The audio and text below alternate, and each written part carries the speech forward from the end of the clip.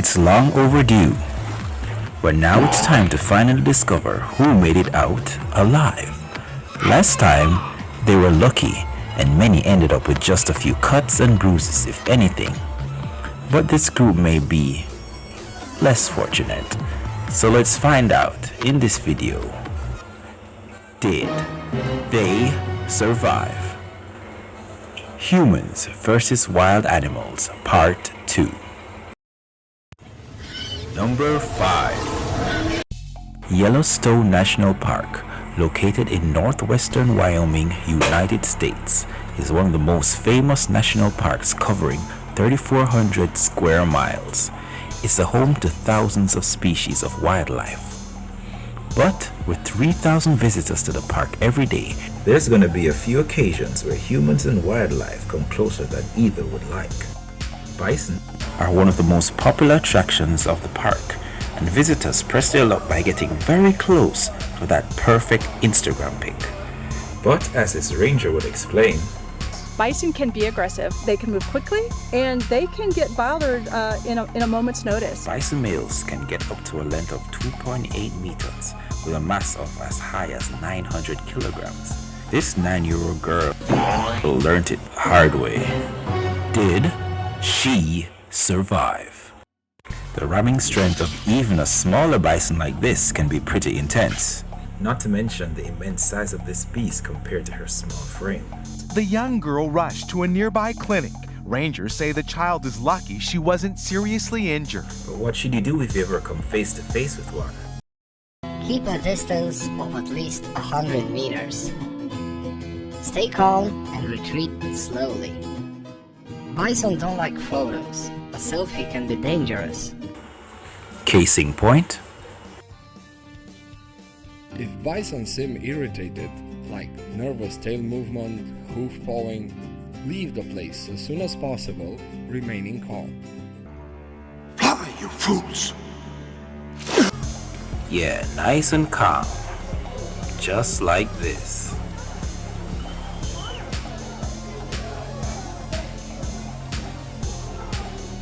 Oh my god. Or is this?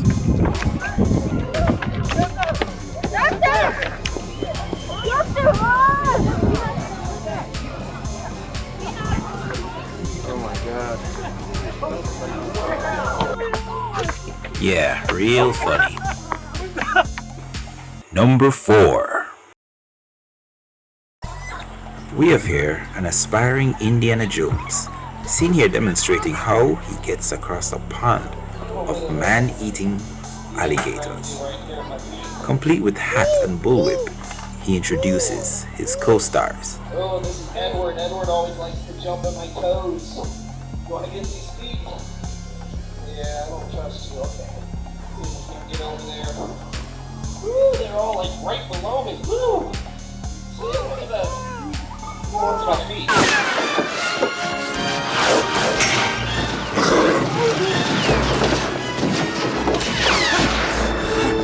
Let's see here. Whoop!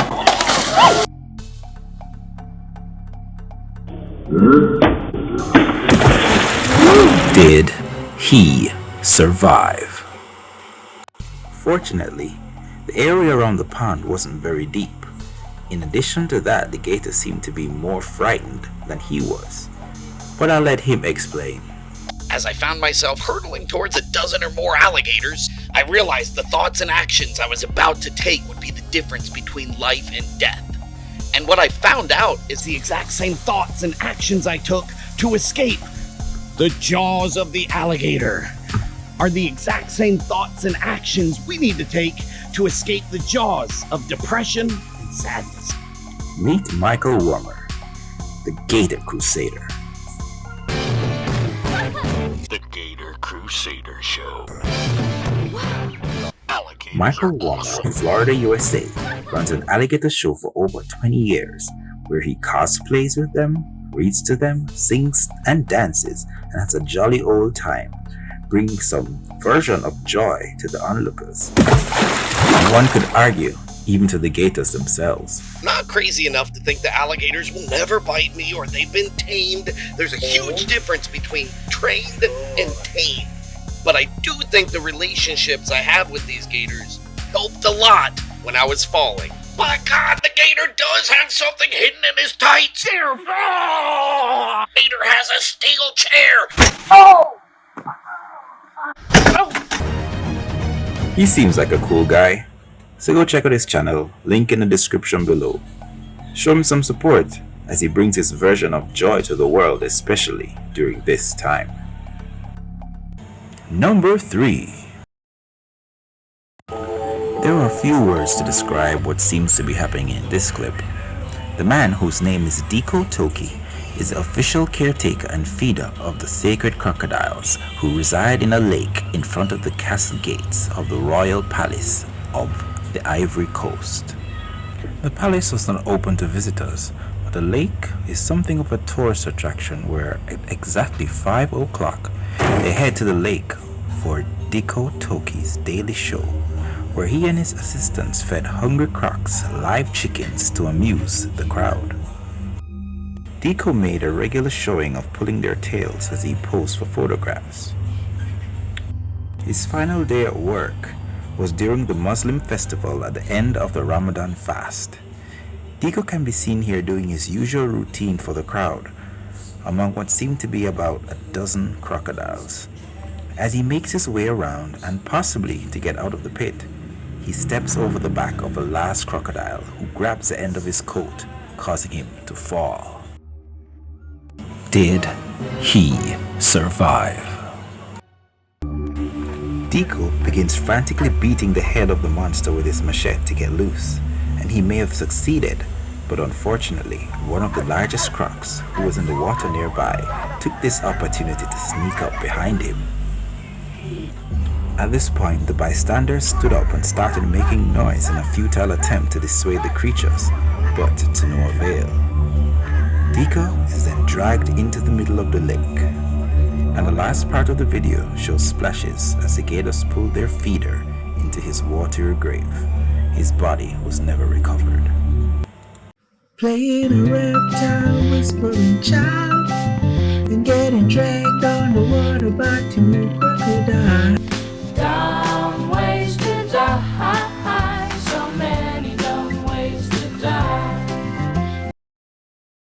Rest in peace, Diko Toki.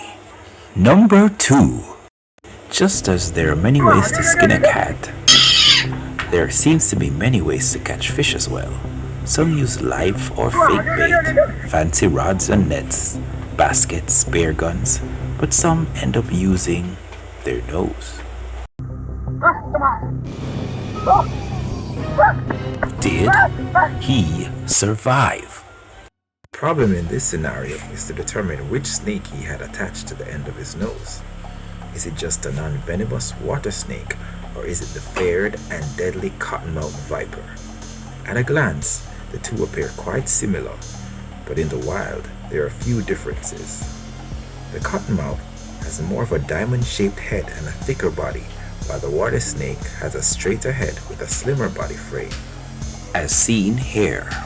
But many times, harmless water snakes are mistaken and often killed in their own habitat as a result of mistaken identity.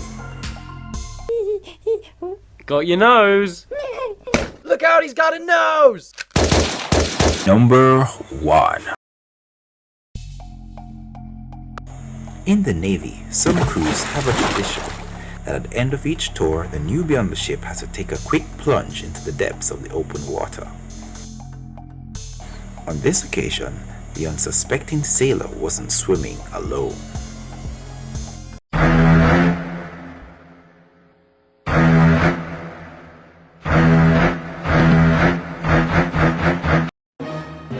Did he survive? Luckily for him, it seemed the shark was just curious, but not necessarily hungry at that point, and just wanted to say hi. It's good to be alive.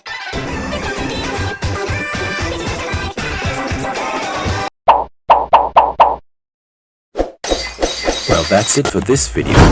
Make sure to like, subscribe, and share.